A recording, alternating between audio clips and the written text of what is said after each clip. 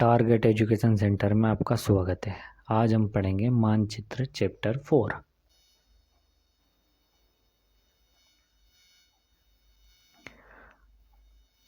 यह है ग्लोब और यह है मानचित्र। इसी के बारे में हम पढ़ेंगे और ग्लोब के बारे में हम पिछले अध्याय में पढ़ चुके हैं। आप पिछले अध्याय में ग्लोब के महत्व के बारे में पढ़ चुके हैं। ग्लोब में अध्ययन की कुछ सीमाएं होती हैं।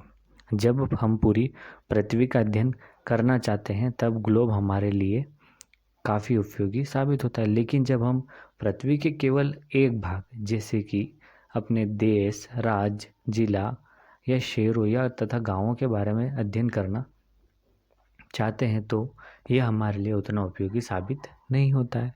क्या? ग्लोब। ऐसी स्थिति में मानचित्र का उपयोग करते हैं। मानचित्र पृथ्वी की सतह या उसके एक भाग का पैमाने के माध्यम से चपटी सतह पर खींचा गया चित्र है, लेकिन एक गोलाकार सतह को पूरी तरह चपटा करना संभव नहीं है। मानचित्र हमारे विभिन्न ज़रूरतों को कुछ मानचित्र एक छोटे क्षेत्र एवं कुछ तथ्यों को दर्शाता है। दूसरे मानचित्र में बड़ी किताब की तरह तथ्यों को हो सकते हैं। जब बहुत से मानचित्र एक साथ रख दिए जाते हैं यह एक एटलस बन जाता है। एटलस विभिन्न प्रकारों तथा अलग अलग पैमाने से खींची गई मापों पर आधारित होता है। मानचित्रों से एक ग्लोब की अपेक्षा हमें ज़्यादा जानकारी प्राप्त होती है। मानचित्र विभिन्न प्रकार के होते हैं जिसमें कुछ नीचे वर्णित किए गए हैं। मानचित्रों के प्रकार मानचित्र होते हैं भौतिक मानचित्र, विषयगत मानचित्र और जिसे ही थीमेटिक मानचित्र कहा जाता है, और एक रहता है राजनीतिक मानचित्र। भौतिक मानचित्र पृथ्वी की आकृति या प्रकृति जैसे कि पर्वत, पठारों, मैदानों, नदियाँ तथा महासागरों इत्यादि को दर्शाने वाले मानचित्र को भौतिक या उच्चावच मानचित्र कहा जाता है। यह जो मौजूद है यह मानचित्र में हमें पर्वत, पठार, मैदान और नदियाँ, यहाँ समंदर के बारे में जानकारी मिलती है। राजनीतिक मानचित्र यह मौजूद है राजनीतिक मानचित्र। राजनीतिक मानचित्र या पॉलिटिकल मैप जिसमें हमें राज्य, शहर, नगरों तथा गांवों तथा विश्व के विभिन्न देशों तथा राज्यों तथा उनकी सीमाओं को दर्शाने वाले मानचित्र को राजनीतिक मानचित्र कहा जाता है। यह भारत का मानचित्र है। इसमें हम शहर, गांव, नगर और विभिन्न देश और राज्यों की सीमाओं के बारे में जानकारी प्राप्त कर सकते हैं। अब आता है विषयगत मानचित्र। इसे थीमेटिक मानचित्र भी कहा जाता है। कुछ मानचित्र विशेष जानकारी प्रदान करते हैं जैसे सड़क मानचित्र, वर्षा मानचित्र, वन तथा उद्योग आदि के वितरण दर्शाने वाले मानचित्र इत्यादि होते हैं। इस प्रकार के मानचित्र को थीमेटिक मानचित्र कहा जाता है।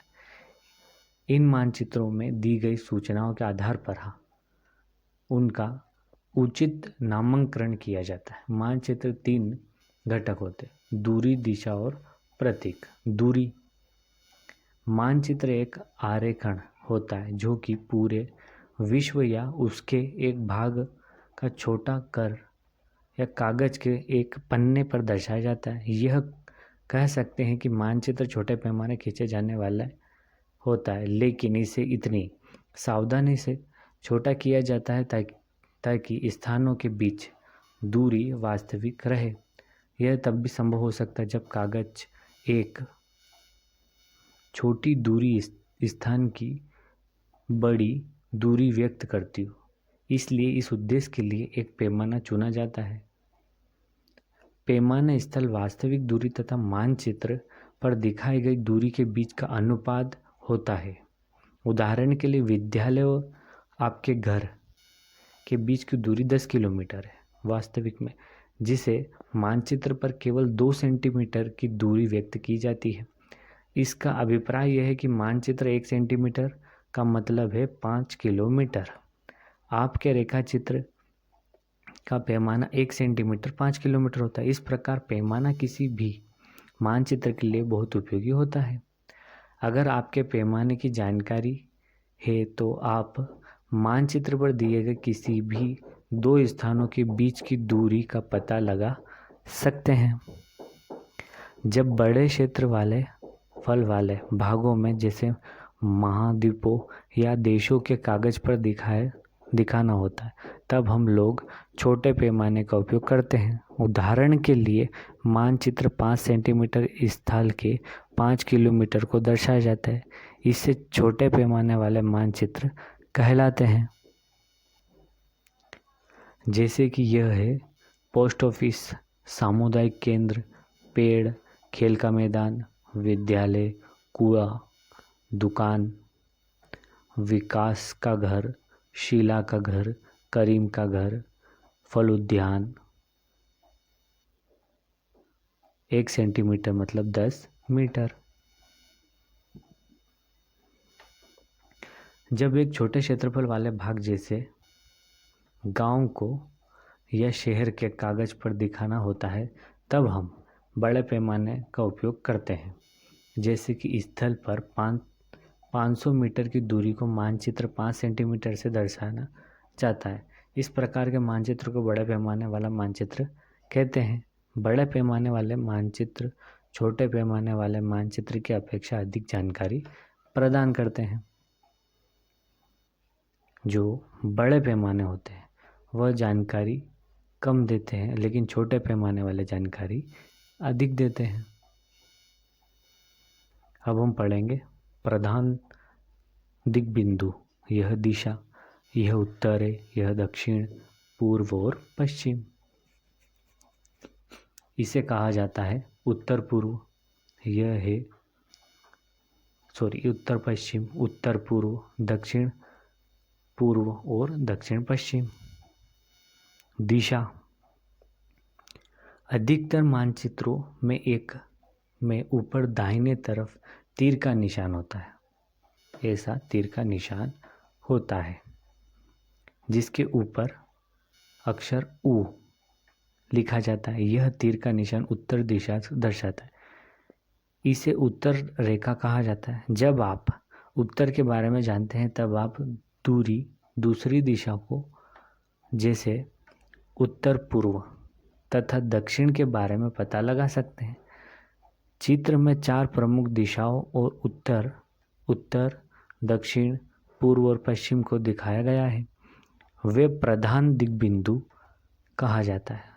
बीच की 4 दिशाएं उत्तर पूर्व, दक्षिण पूर्व और दक्षिण पश्चिम तथा उत्तर पश्चिम कहा जाता है। उत्तर पूर्व को उपू, दक्षिण पूर्व को दपू और दक्षिण पश्चिम को दप तथा उत्तर और पश्चिम को उप कहा जाता है।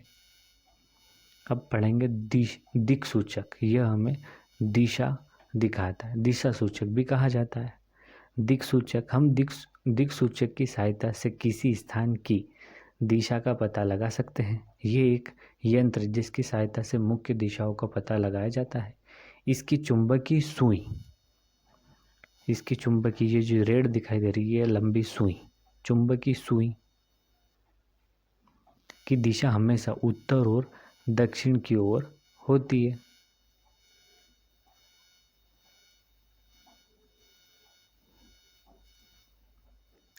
यह रेलवे लाइन, यह बड़ी लाइन और यह है रेलवे स्टेशन। RS, पक्की सड़क, कच्ची सड़क, अंतर्राष्ट्रीय रेखा, यह है राज्य रेखा और यह है चित्र रेखा। यहाँ पर मौजूद है नदी, कुएं, तालाब, नहर और पुल। यह मंदिर, गिरजाघर, मस्जिद और मंदिर, post office, post telegraph office और पुलिस स्टेशन। यह है बस्ती, कब्रिस्तान, पेड़ और घास। अब हम पढ़ेंगे प्रतीक। ये किसी भी मानचित्र का तीसरा प्रमुख घटक है। किसी भी मानचित्र पर वास्तविक आकार, प्रकार और विभिन्न आकृति जैसे कि भवनों, सड़कों, पुलों, वृक्षों, रेल की पटरियों या कुओं को दिखाना संभव नहीं होता। इसलिए वे निश्चित अक्षरों, छायों और रंगों, चित्रों तथा रेखाओं का उपयोग करके दर्शाए जाते हैं। ये प्रतीक कम समय स्थान में अधिक जानकारी प्रदान करते हैं। इन प्रतीकों के इस्तेमाल के द्वारा मानचित्र को आसानी से खींचा जा सकता है। इसका अध्ययन करना आसान होता है। अगर आप एक क्षेत्र की भाषा नहीं जानते, आप किसी से दिशाओं के बारे में नहीं पूछ सकते, आपको वह भाषा नहीं आती, अगर आप दूसरे देश चले गए तो तब आप इन चित्रों की सहायता के द्वारा मानचित्र से जानकारी प्राप्त कर सकते हैं। मानचित्र एक विश्वव्यापी भाषा है। विश्वव्यापी भाषा की अपनी एक मानचित्र भाषा है जिसे सभी आसानी से समझ सकते हैं। इस प्रतीकों के उपयोग के संबंध में एक अंतर्राष्ट्रीय सहमति है। ये रूढ़ प्रतीक कहलाते हैं। विभिन्न रंगों का भी उपयोग उद्देश्य के लिए किया जाता है। उदाहरण के लिए सामान्य नीला रंग किसके उपयोग में आता है? जलाशयों के लिए। भूरा रंग पर्वतों के लिए। पीला रंग पठारों के लिए और हरा रंग मैदानों को दर्शाने के लिए किया जाता है।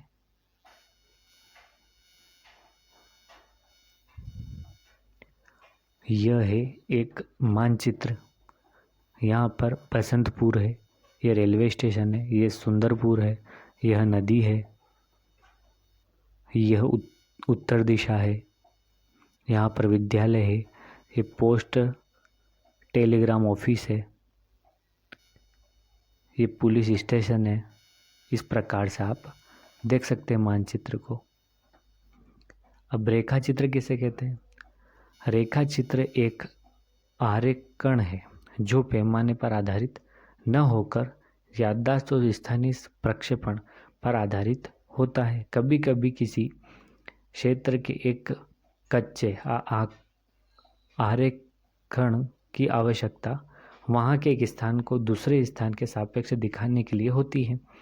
मान लीजिए कि आप अपने मित्र के घर जाना चाहते हैं, लेकिन आपको रास्ते की जानकारी नहीं है। आपका मित्र आपने घर के रास्ते को बताने के लिए एक कच्चा आरेख तैयार करता है। इस प्रकार कच्चे आरेख को बिना पैमाने की सहायता से खींचा जाता है। इसे रेखा चित्र या मानचित्र कहा जाता है। रेखा चित्र, मानचित्र कहा जाता है। अब हम पढ़ेंगे प्लान या खाका किसे कहते हैं? एक छोटे क्षेत्र का बड़े पैमाने पर खींचा गया रेखा चित्र खाका कहलाता है।